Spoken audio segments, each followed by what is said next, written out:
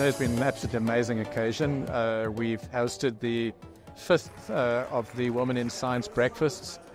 This year's probably been the best one we've had in many, many years. So we've had school children from a number of schools visiting us, people from industry, and they've had an amazing time just to sit down, listen to about science, inspiring talks. We had 2 presentations by Professor and Professor Karim, who are absolutely amazing. So they covered their journey around the development of antiretroviral approaches to preventing mother-to-child transition of HIV. But their story was really about the journey of science, and particularly inspiring young women to embrace the beauty of science and what opportunities are out there. But I wanted to tell you about CAP 256 because I wanted you to understand that science is fascinating. Science keeps you transfixed, that you can do something for years and years and years, but when you achieve success, you can change the world. And indeed, we have changed the world with PrEP.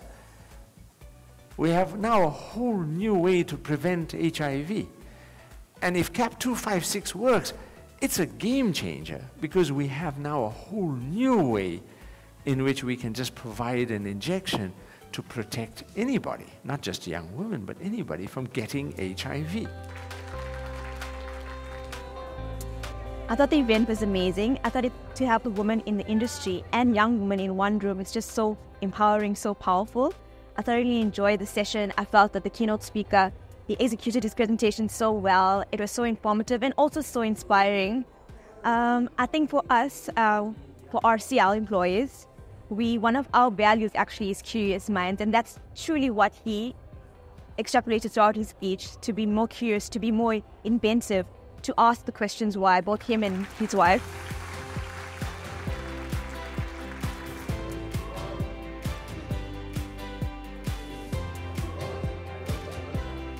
I think the most important lesson is never to give up.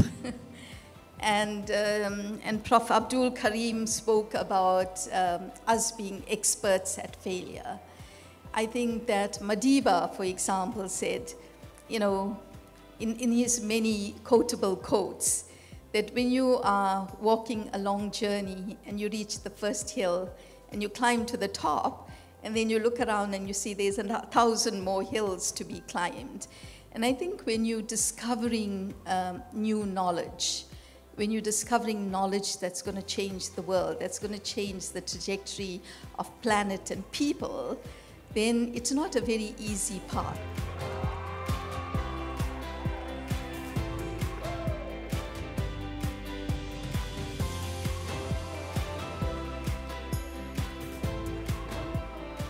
The highlights of today was actually watching the video of the CAPRISAs and actually learning about their research, you know, how they influence HIV research, how they influence COVID research, you know, and being inspired by Mrs. CAPRISA.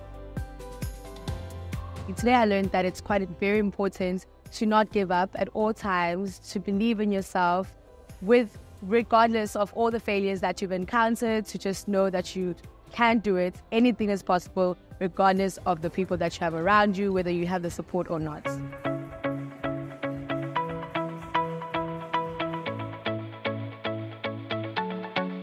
Today we had a really wonderful occasion. We had lots of sponsors, we had people from industry as well. So the occasion was nice for young people to see what potential there is. So, you know, there's a journey in science, there's interaction and overlap between that science and industry. So being here at an event is quite a surreal experience. I can say it as someone who's come out on the other end, having studied engineering at UKZN, got a bursary with Saab Grant Tech and now working full-time. To see myself in these young learners having the opportunity to get that information at that age. I look back at myself and I would have loved to have such an experience. So I just love seeing these events happening, this initiative to get more women in science. It's really a beautiful thing to see. So one of the important parts of today's event was really to showcase the role that young women scientists can play in industry and in academia. And at the University of KwaZulu-Natal, there's been a focus on inspiring young scientists, particularly women scientists, to go out there and make an impact and to really embrace what the opportunities are. So I think today's event has been fantastic from that perspective, particularly for the learners from the various schools, just to see the incredible journeys of opportunities that are there for people.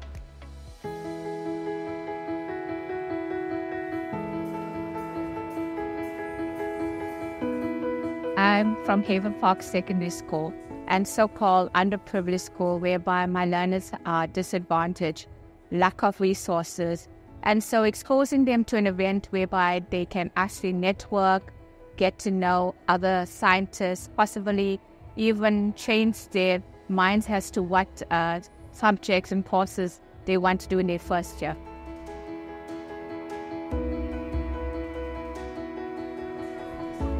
As an alumna of UKZN chemistry departments, those were some of the best years of my life. Confidence growing, learning something that you're passionate about. And I think young girls especially need that confidence. They need somebody to say, listen, you can do it, you are able.